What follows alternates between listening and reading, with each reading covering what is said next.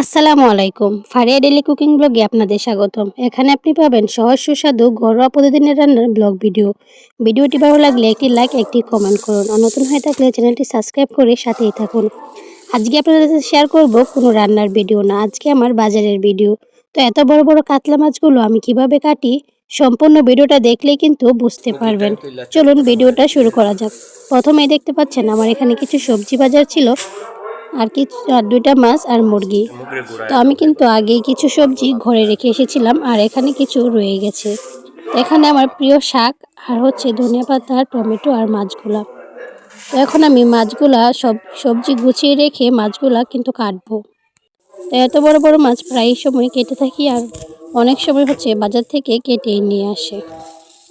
তো এখন আমি ফ্রিজে সবজিগুলো রেখে দেব।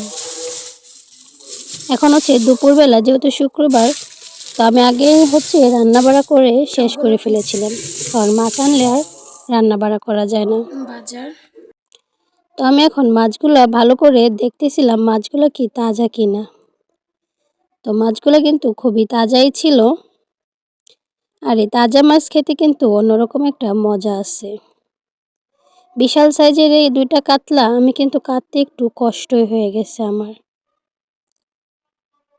ভিডিও তো কেমন দেখা যায় জানি না, কিন্তু বাস্তবে কিন্তু অনেক বড় বড় ছিল। ওজনটা কত হবে সেটা আমার সঠিক মনে নেই। তো দেখুন, আমি একটু আপনাদের সাথে দেখাচ্ছিলাম।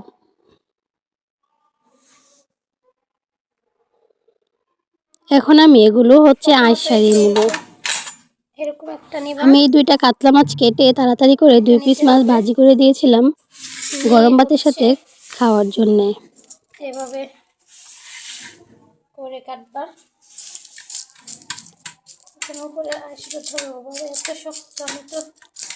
আমার কিন্তু মাছ কাটতে ভালোই লাগে। তো আপনাদের কার কার আমার মতো মাছ কাটতে ভালো লাগে অবশ্যই কিন্তু কমেন্ট করে জানাতে ভুলবেন না। তো প্রথমে একদিক দিয়ে ছুটে গেলে কিন্তু আবার সুবিধা হয়, যে এখন কিন্তু তাড়াতাড়ি করা যাবে।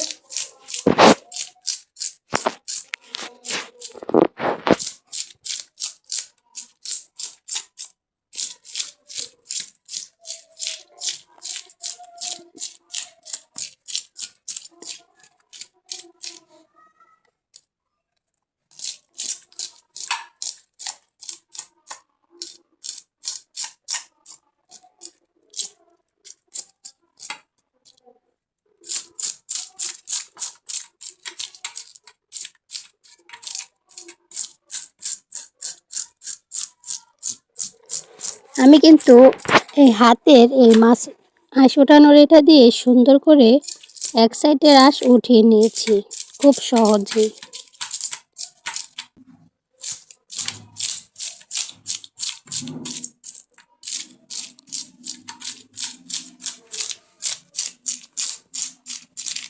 এটা কিন্তু অনেক শক্ত আছে, এটা ভালো কাজে দেয়। তোমরা বাজারে এগুলো কিনে নিবে, পাওয়া যায়।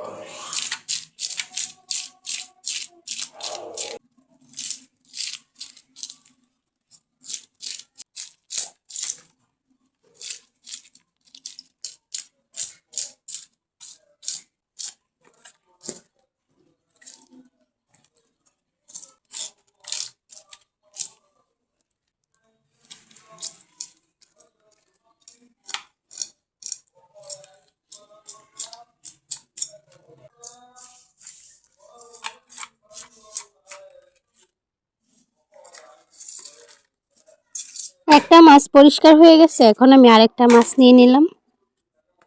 এটাও আমি ওইটার মতোই সুন্দর করে আঁশ উঠিয়ে নেব।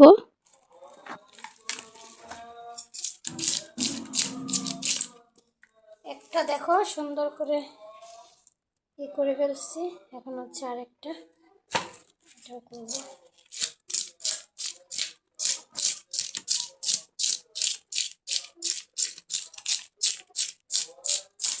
ও বাবা, হাতে লেগে গেছে।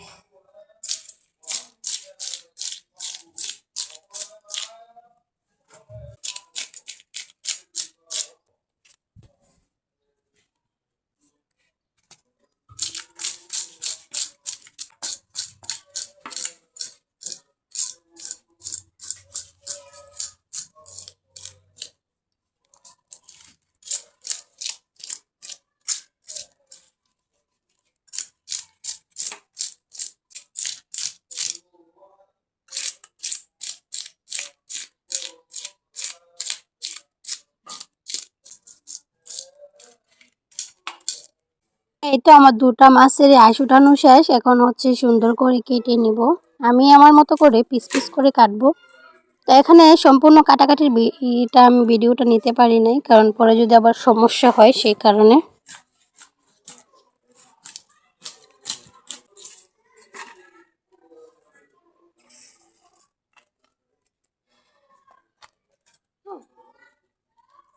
মাছটা প্রথমে হচ্ছে তাই হচ্ছে আমি এগুলো পরে কাটবো। তো এখন হচ্ছে এখান থেকে কেটে নেই, তারপরে এখান থেকে এরকম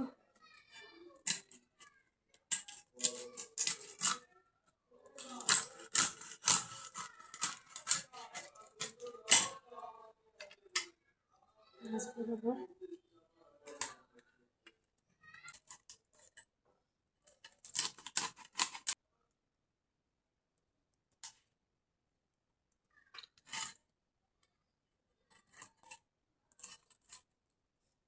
ভিতরে